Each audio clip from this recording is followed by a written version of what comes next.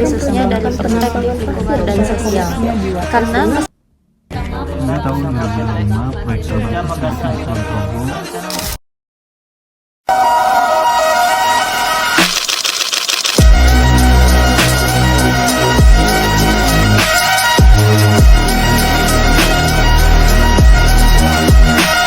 sengketa tanah dan kerusakan lingkungan yang terjadi di daerah Wates Kulon Ponorogo, daerah istimewa Yogyakarta. Kasus pertambangan besi pasir di wilayah Wates, Kulon Ponorogo, daerah istimewa Yogyakarta berakar pada potensi sumber daya alamnya yang besar di pesisir selatan Kulon Ponorogo. Sejak tahun 1964 telah ditemukannya kandungan pasir besi di kawasan pesisir ini dengan kandungan logam, besi, titanium, dan pandanium. Pada tahun 2006, PT Jogja Magasa Iron atau disingkat dengan JMI bersama investor asing yang dari Australia, mereka merencanakan penambangan pasir secara komersil dengan tujuannya untuk meningkatkan ekonomi lokal dan menarik investor. Akan tetapi, rencana ini menimbulkan pro dan kontra di antara masyarakat itu sendiri. Sebagian pihak melihat potensi pertambangan ini, akan tetapi sebagiannya menolak karena khawatir akan hilangnya lahan pertanian, akan kerusakan lingkungan yang terjadi di mata pencaharian mereka. Sejarah pertambangan ini sebenarnya sudah digagas pada era Sri Sultan HB9 pada tahun 1970-an. Yang menginginkan pengelolaan yang berorientasi pada kemakmuran masyarakat dan pengelolaan lingkungan yang bertanggung jawab. Namun, rencana tersebut sempat tertunda karena keterbatasan teknologi dan investor yang tidak sepaham dengan visi misi tersebut. Kontrak karya antara pemerintah dan PT JMI menetapkan penambangan di wilayah pesisir sepanjang 22 km yang melintas di beberapa kecamatan termasuk Wates dan melibatkan puluhan desa yang selama puluhan tahun menjadi lahan pertanian masyarakat. Dukung perjuangan petani ini. Oleh karena itu, saya percaya kepada adik-adik generasi ini yang akan meneruskan perjuangan kita semua. Kita beri semangat, tepuk tangan untuk generasi kita. Hidup PPLB! Hidup! Pada tahun 2005, masyarakat mulai mengetahui rencana penambangan ini dan menolaknya karena khawatir akan hilangnya hak atas lahan dan kerusakan lingkungan yang menjadi sumber penghidupan mereka.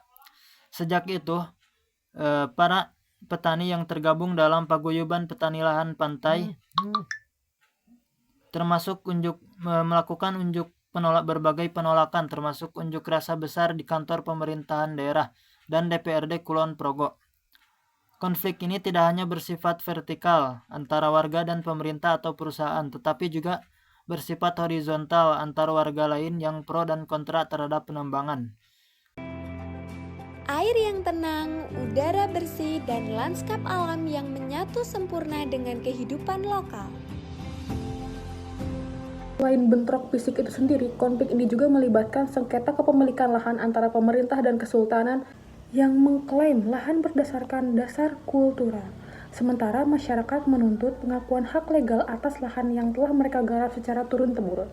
Proses perizinan pertambangan yang dianggap tidak transparan dan tidak melakukan tanpa konsultasi memadai dan memperparah keadaan dan kepercayaan masyarakat terhadap pemerintah dan perusahaan. Selama lebih dari 15 tahun, para petani pesisir tetap gigih menolak rencana pertambangan yang dianggap mengancam keberlangsungan hidup mereka. Dari berbagai belah pihak, konflik ini belum menunjukkan penyelesaian secara tuntas atas dan terus menjadi permasalahan yang kompleks antara pembangunan ekonomi dan perlindungan hak masyarakat lokal, serta kelestarian lingkungan dan yang ada di Kulon Ponorogo.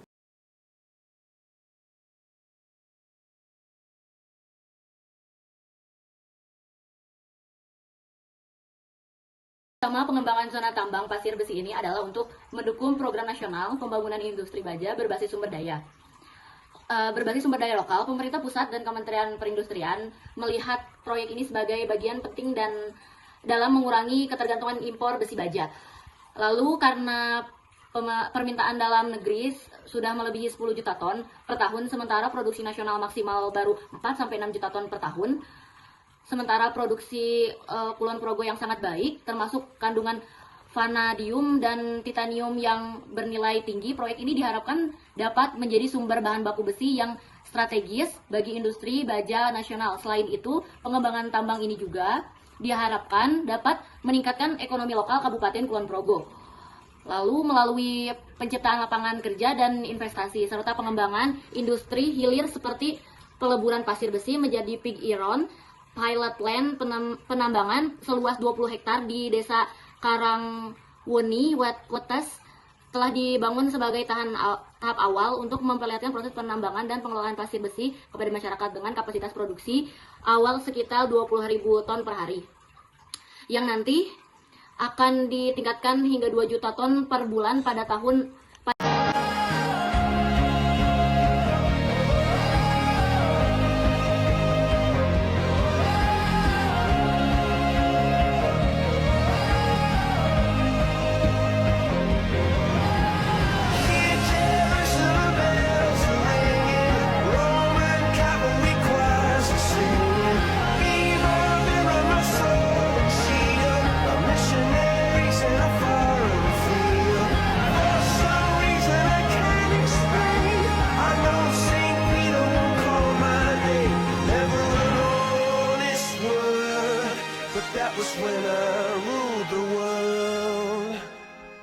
penambangan ini memperhatikan aspek lingkungan.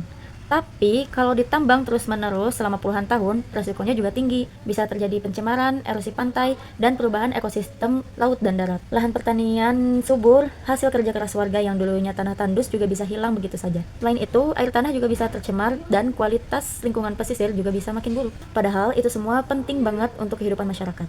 Ke sisi sosial, rencana tambang ini membuat masyarakat pesisir marah dan kecewa. Kenapa? Karena mereka nggak diajak bicara, sosialisasinya minim, transparansinya juga kurang, dan masyarakat merasa hak mereka diabaikan. Akhirnya, banyak yang turun untuk demo dan penolakan, bahkan sampai bentrok dengan aparat dan pendukung tambang. Komunitas jadi tegang, bahkan bisa saling curiga. Intinya, ini bukan cuma soal keadilan dan hak hidup masyarakat. Kita bahas soal tanah. Konsesi tambang yang hampir 3.000 hektar itu ternyata banyak yang menyangkut tanah milik warga. Beberapa bahkan sudah punya sertifikat resmi seperti letter A, B, dan C. Tapi izin tambang tetap diterbitkan, padahal gak ada persetujuan dari masyarakat. Gimana bisa? Belum lagi AMDAL baru dibuat setelah kontrak tambang ditandatangani. Itu jelas melanggar prosedur. Hal itu dasar utama sebelum kontrak atau izin tambang dikeluarkan. RT/RW juga diubah belakangan seolah-olah wilayah itu sah untuk tambang. Ini bikin banyak pihak mempertanyakan legalitasnya. Secara soal hukum, penambangan tanpa izin seharusnya dikenai sanksi pidana menurut Undang-Undang Nomor 3 Tahun 2020 tentang penambangan. Tapi kenyataannya, penegakan hukumnya masih lemah. Organisasi seperti Walhi bahkan sampai menggugat pemerintah daerah karena izin tambangnya dianggap melanggar tata ruang dan aturan lingkungan. Kasus Kulon Progo ini menunjukkan bahwa pembangunan, apalagi tambang, gak bisa asal jalan, harus adil, harus transparan, dan yang paling penting harus berpihak kepada rakyat. Jangan sampai hak-hak masyarakat kecil diinjak cuman karena atas nama investasi. Jangan lagi masalah kayak gitu odol. Jangan bikin kami sopir seakan-akan kami yang bersalah, padahal kami itu hanya menjalankan perintah. Ya, perintah dalam arti yang punya barang kamu bawa segini ya. Kami menolak, anak kami mau makan apa? Betul enggak, Pak? Betul enggak, teman-teman? Makasih. Hingga tahun 2025, proyek tambang pasir besi di Kulon Progo, khususnya di wilayah Wates, masih dalam tahap pengembangan dan belum beroperasi secara penuh secara komersial. Pada tahun 2020, PT Jogja Magasa Iron melakukan pengiriman sekitar 35.000 ton pasir besi sebagai sampel ke perusahaan mitra di Tiongkok untuk uji coba skala pabrik. Pengiriman ini merupakan langkah awal sebelum pembangunan fasilitas pengolahan atau smelter yang direncanakan akan dibangun di Kelurahan Karangguni, Kecamatan Wates. Namun, meskipun ada dukungan pemerintah dan kemajuan teknis, proyek ini menghadapi tantangan besar dari penolakan masyarakat pesisir yang selama lebih dari 15 tahun menolak aktivitas tambang karena khawatir akan hilangnya lahan pertanian dan kerusakan.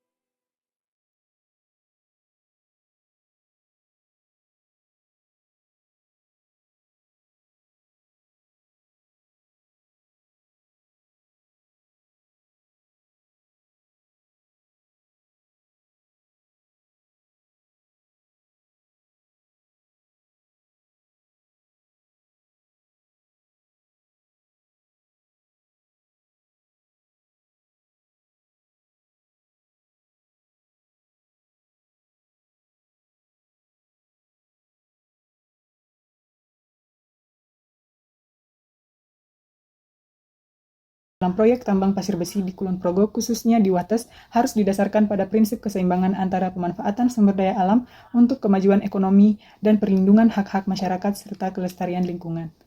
Pembangunan harus melibatkan partisipasi aktif masyarakat lokal sejak tahap awal perencanaan hingga pelaksanaan, termasuk pengakuan dan perlindungan hak atas tanah yang telah mereka garap secara turun-temurun.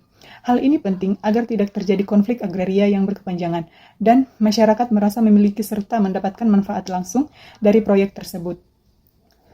Aspek lingkungan harus menjadi prioritas utama dengan penerapan teknologi yang ramah lingkungan dan program reklamasi serta rehabilitasi lahan pasca tambang yang efektif.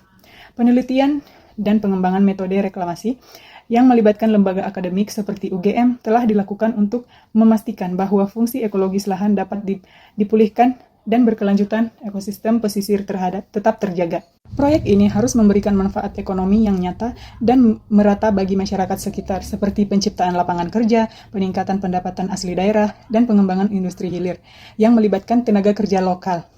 Pendapatan dari sektor tambang diharapkan dapat digunakan untuk pembangunan infrastruktur dan pelayanan publik yang meningkatkan kualitas hidup masyarakat. Transparansi dan akuntabilitas dalam proses perizinan dan penyelesaian tambang harus dijaga agar tidak melibatkan ketidakpercayaan dan konflik sosial. Pemerintahan daerah dan perusahaan wajib menjalankan prosedur sesuai aturan hukum agraria dan lingkungan, termasuk penyusunan AMDAL yang partisipasif dan penegakan hukum yang terhadap pelanggaran.